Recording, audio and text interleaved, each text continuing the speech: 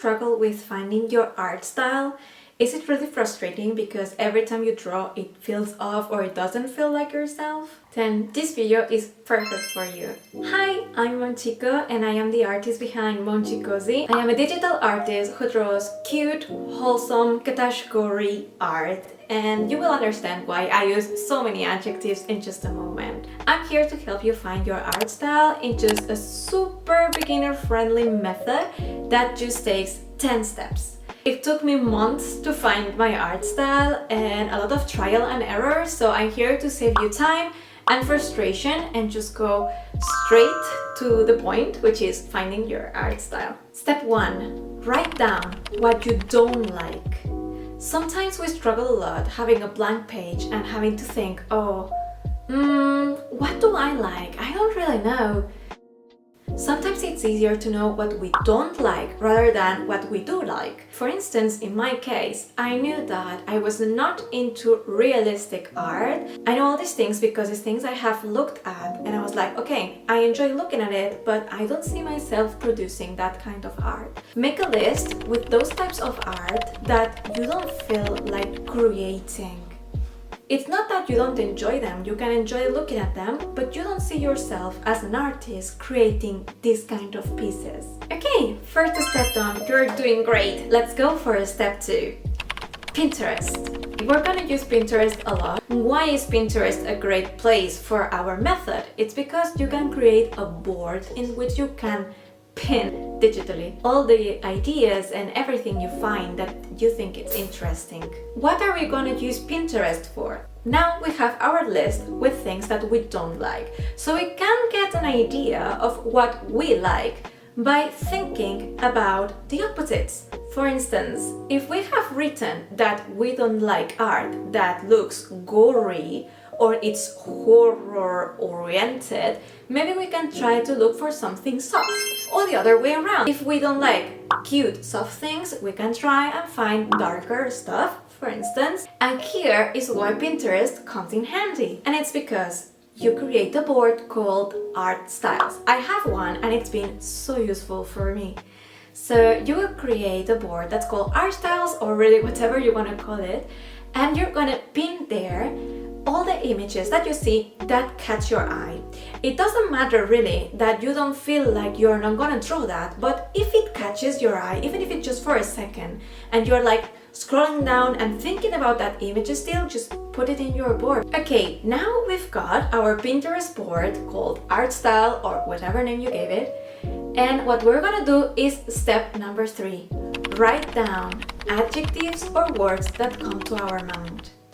So, while looking at all those images that we have selected and put inside our board, we're going to think of words that come to our mind. In my case, my words were cute, chibi, colorful, simple, cottagecore, comforting, food, and wholesome. Now that we've got our list, we're going to go to step number 4, finding the exact word plus art on Pinterest. Yes, we're gonna go back to Pinterest again because that's what artists do. What we're gonna do now is those words that you have written down, we're gonna put them inside Pinterest. We're gonna put our word plus the word art right next to it. Like cute art, chibi art, food art, like in my case. And then we're gonna look at all those images that appear now and see if that is more appealing to us, if that resonates more with us, if it catches your attention, put it inside your art styles board again. By the way, remember to like and subscribe to my channel for more tips and art videos. Before, we selected words that came to our mind while looking at the pictures that inspired us. Now, what we're gonna do, we're gonna write down exactly what we like about each of the pictures that we have chosen. Do we like how this person drew the hair? Do we like the color? Do we like the use of light? Do we like the style? This will be so useful to find your art style because you will identify what you like exactly. Okay, finally we have reached the 6th step, which is drawing. But what do we draw exactly? Try to draw while being inspired by all those pictures that you have found. As using references is not only good but also necessary when you begin, what we're gonna do is try to apply those things that we have found. The colors, the shapes, the mood, the composition, the stylization, etc. The trick in art is just to work hard and practice a lot. It's necessary to remember that we're gonna fail and we have to be okay with that. It's a process. It will be easier because you already know what you don't like and you are closer to know what you like. Let's go for step number 7. Analyzing your art. Once you have a lot of pieces drawn, let's try to analyze how we have felt while drawing those pieces. Did I feel happy while drawing this? Did I have fun? Did it feel natural? And what I mean by natural is it's not going to be natural until you practice a lot art-wise, but did it feel natural in the sense that it resonates with you? Does it send your message? Does it give the value you want to give to your art? Trust your gut in this. And once we have that, let's go for step number 8. Analyzing your art piece more in depth. We've got a little guest for this step. Say hi. Hi. So what do I mean by analyzing your art more in depth? Look at it. Does it feel like yourself? Does it resonate with you? Try to make a list with the things that feel off. So it's important that you take your time to analyze this and really listen to yourself and what feels off for you. Taking that into account, we're gonna go to step number 9, which is draw again, and again. Let's continue practice drawing while having all those references. You can discard some words that maybe are not useful for you anymore or try to find new ones. The secret is basically practicing again and again, analyzing what feels off, what feels right. It's also important. Keep going. We go to step number 10, which is you found your art style. This step, you have to analyze again how you feel. And for me, my feelings were, I'm so happy with this piece, I see myself in this piece, the mood, the vibe, the value I want to give my art is there. The combination of all those things we have been researching and analyzing.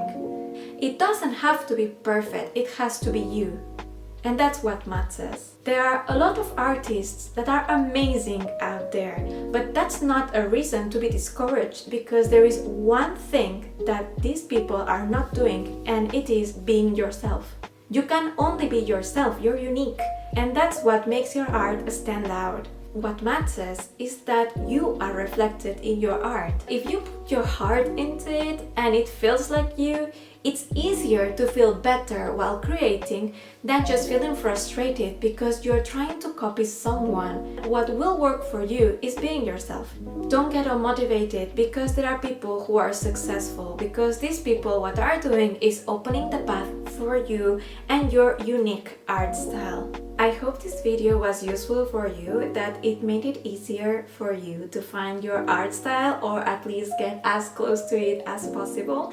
Remember that your art style changes as you change. If you keep your art true to who you are, it will change with you and it will keep being unique. Let me know in the comments if this was useful for you, what was your favorite tip, and if you apply it, if it really worked for you, because it did work for me. I'm happy because my art looks like myself. See you next week in the next video. Take lots of care. I am thrilled to see you succeed and see what you create following those tips.